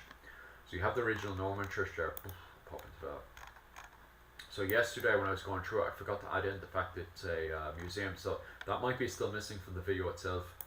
So you're going to have to wait and see if I actually remember to put that in or not. But that's the main church that the, the Fitzgeralds, the Butlers, were putting all their investment and money into. So you have the Butlers who were putting a lot of money in there, and because they wanted a Gaelic Anglo-Irish society that was proper mixed, they didn't want a division like you've seen with the St. Mary's and the Normans. But eventually what happens is that the merchants end up pretty much taking over St. Mary's from the Normans, and they start investing a lot of money into St. Mary's. So as the Normans start getting digested into Gaelic society, they mostly end up going over to this church, and then obviously the St. Mary's ends up getting taken over by the merchants of the town, because Kilkenny ends up thriving during the Wars of the Roses as the main place where you have movement going up from Dublin to Carlow, and then from Kilkenny and then over to Waterford. So it ends up making a bucket load of money, because obviously as Carlow starts to collapse because of the Gaelic resurgence in Ireland, people become more and more dependent around Kilkenny. And so what happens is the merchants of Kilkenny end up taking, gaining more and more money in that area and stuff. So the merchants end up, burying themselves inside of St. Mary's, and they end up investing a load of money inside there. Absolutely fascinating stuff.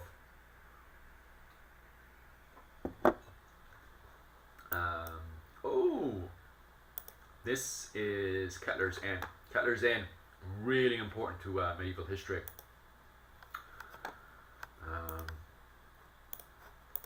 Look at that, absolutely delicious. Alice Kettler herself, huh? If you don't know her, she was, it's one of the biggest European witch trials of the going into the late medieval period. It's vitally important, but her father was well educated with the banking system of the Knights Templars. And your manor from France, who actually wiped out all the Knights Templars during the burnings, when the Knights Templars were all executed, he actually made his way over to Kilkenny. And this is where Alice Kettler was actually done for witchcraft. So I need to read more into that to see what is the connection between Alice Kettler and the Knights Templars, because Alice Kettler was actually educated from her father about the banking system of the Knights Templars. So not only was she educated with the economics and finance of what was going on in that area, with the rise of Kilkenny and the fall of Carlow, but she was also highly educated with the banking that was going on in Dublin with the fall of the Knights Templars.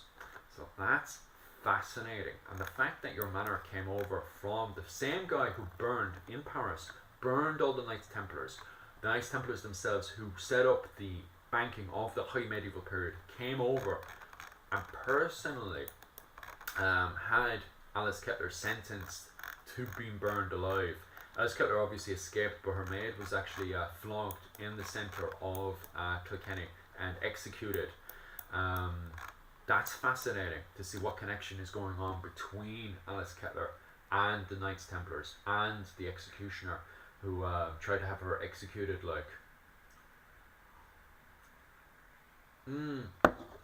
Yeah, we do have friaries. That's the one I was looking. So you had the Dominicans and the friaries who were in I'll be covering this in my video on Kilkenny this weekend, but yeah, you're right, we did have the friaries in Kilkenny, and we also had the Dominicans, and their main goal when they came into Kilkenny was to bring the communities together. So they, from the get-go, they wanted to have an Anglo-Irish population in Kilkenny. That was what the Butlers wanted to have.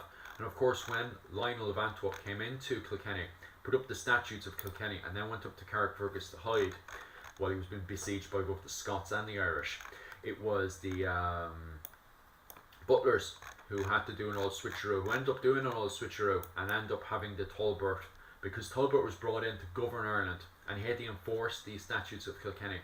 And there was also fighting as well between when it was starting to collapse.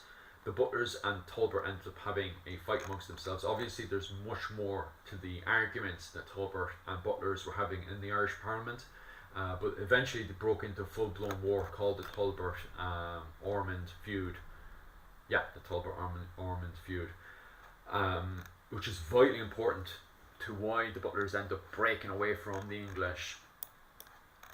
Not completely, because they're still related to a lot of English families, so they're going between, because even, this is what's so funny about this, and you could only get away with this in the medieval period when you don't really have nationalism, is that they were at war with Talbot in Dublin, and they're still hopping in. There's one point where the Fitzgeralds and the Butlers, they hop onto a boat and they go over to England to go see their cousins. Do you know? And I was reading that during the Ormond Talbot feud, and I was like reading that going, what? So they were at war with England at the time, and the fact that this is the medieval period and they're at war with a family and not a country, they're able to hop onto a boat in Waterford and then go over and see their cousins, absolutely blew my mind in England. And it really does highlight that the Butlers and the Fitzgeralds, they're not Gaelic, but they're not English. They're Anglo-Irish. They're people between the Irish world and the English world, and they use that then to get involved with the politics happening in the continent. And you even have the Fitzgeralds themselves who are making their way over to Florence, and having that Florence link as well is absolutely blows my mind. Because of course, I was saying a few weeks ago, is that the Fitzgeralds, they completely break away from the the claim that they're Normans. They rock up in the Irish Parliament, isn't it, around 1420, when you had all this drama going on and stuff, and they declared that they were never Normans. They were actually from Florence, that their ancestors had come from Florence and had just happened to be in Normandy the day of the Norman invasion, and that's how they ended up. They weren't Vikings, they weren't Normans, they were actually from Florence. And when they rocked up there, you had the Geraldinis, who were connected to the Mona Lisa. That family claimed they were related to the Fitzgeralds. So now the Fitzgeralds are claiming that they were actually the Geraldini the whole time, like, you know, absolutely wild. And that the reason why they did that, by the way, was to support their claim of trade, because at the same time they were trying to push through trade rights in the Irish Parliament to give them the right to trade with Florence, independent from the English crown. So that was pretty much the Desmond Fitzgeralds, from my interpretation of the literature, breaking away. But that's my interpretation. I could be completely wrong there. Like, I'll do this for another 5 minutes or so, and then I will get back to work on my video on Kilkenny, where I can continue waffling about this. If you have any more questions or so, you can ask away. I don't really mind.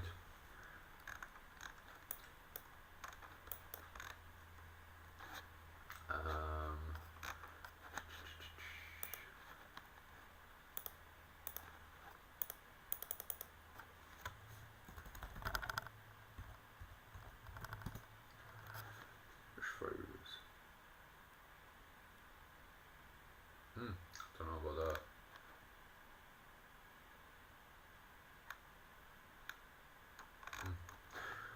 Okay. How to make any shirt look better fit perfectly.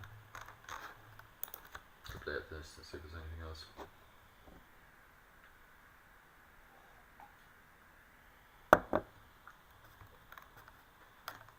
Ooh, cattle helmet. Cattle helmets would have been around the 100 Years' War. Is it? I think this first started appear around the High Medieval period, just going into the 14th century, isn't it? Yeah, just going into the 14th century with the Scottish War of Independence, because I'm sure the cattle helmet was around the Scottish War of Independence, if not earlier. I think it would have been there during the Brian O'Neill Revolt, and the Thomond Wars. I think we're seeing. See you there, Dennis. Good luck to you. We'll be on for another 4 minutes, and then we're popping out way. But yeah, the cattle helmet. The cattle helmet's quite interesting one, alright, because they pop up in around the what was it?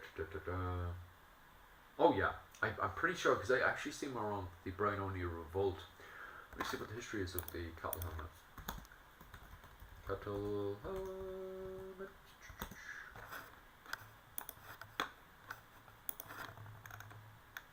Shit, what was that one? Historical accurate. I have no gawk there. Are there any historical examples of cattle helms being? Huh. That's fascinating.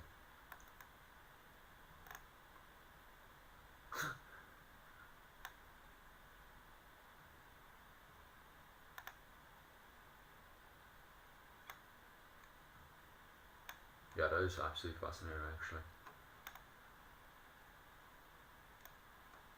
I wouldn't say that's 15th century though, because the front of that looks like it came from the Crusader period.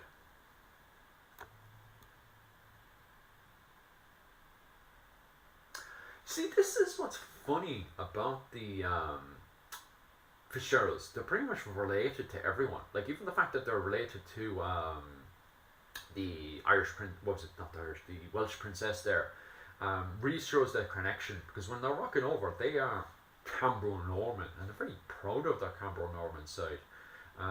So that's, even on top of that, that is fascinating stuff, like.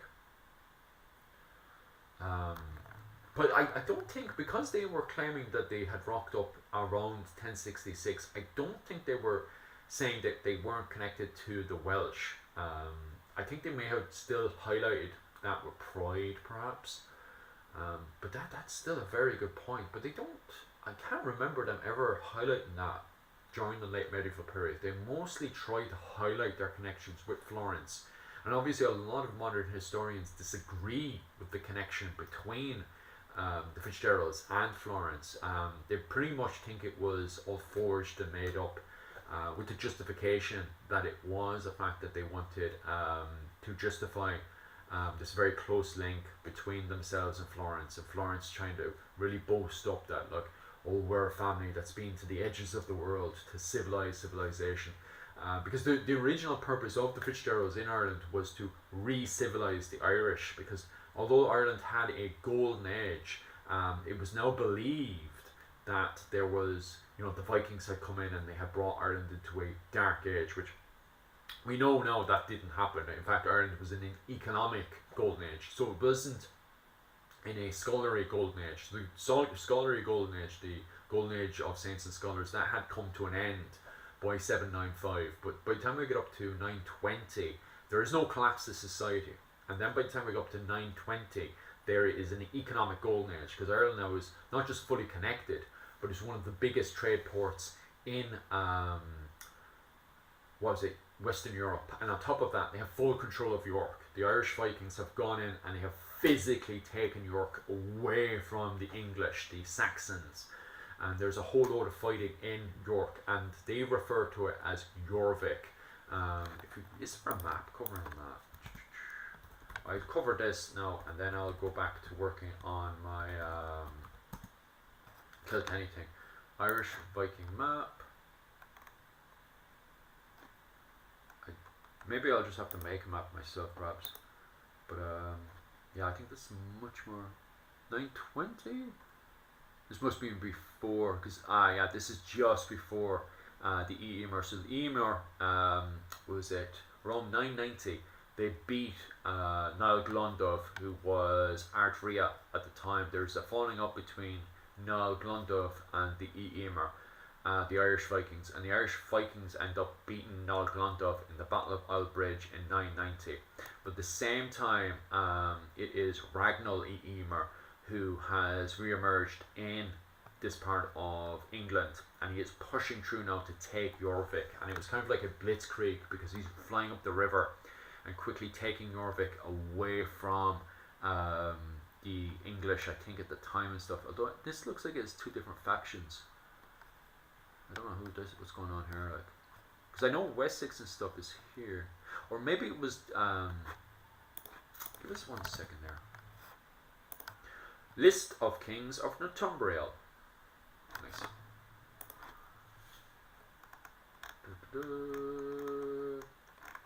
Fly down here, and we want to go down to 920. There we go. Not right now. Ah, there he is. So he takes it 918 to 920, and then his brother that was in the Battle of Aldbridge takes over. So this is 918 is when the Irish Vikings taken over. So it was, they took it out of the Anglo-Saxons. So the English monarchy and stuff, what will become the English monarchy, had lost in major battle against the Irish Vikings around 980, and they managed to siege and reoccupy that. So there's a whole load of fighting between the Irish Vikings and the English. And there's also, when we get up to about, there he is, Eric Bullard Axe, So he comes over, King of Norway. So there's then fighting between the Irish Vikings, the English, and Norway over Jorvik. So at the time, the Irish Vikings go into an economic golden age, and of course, all that economics is coming into Ireland, and it's the Ardria who are, if we look at the work that UCC's done, the Ardria, the Over King of Ireland in Tara is collecting a lot of that tribute, and we have a lot of archaeology finds that supports the fact that the Irish Vikings were still playing the game, they were still tributing into the society that we have. Anyway, right, that was really fun discussing. We literally just talk about that for bloody hours. Right, if you guys have no more questions, I will pop away and I will continue my work with Kilkenny for this weekend. Lads, it was an absolute blessing talking to you guys. I hope this year is absolutely amazing for all you guys, and all the best. See you later, guys. Bye.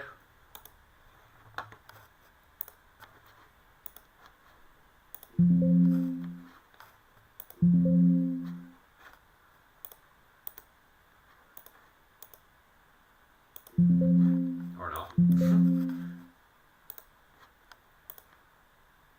Start recording.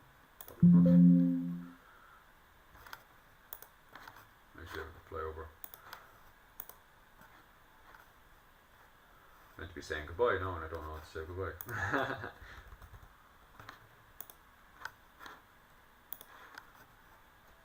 Quick, lads, get his emails.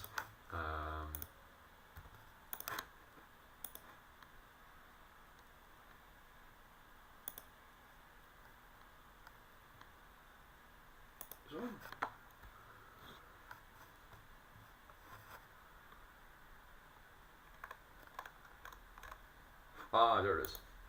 Do that next time. Right, see you later, lads. Bye.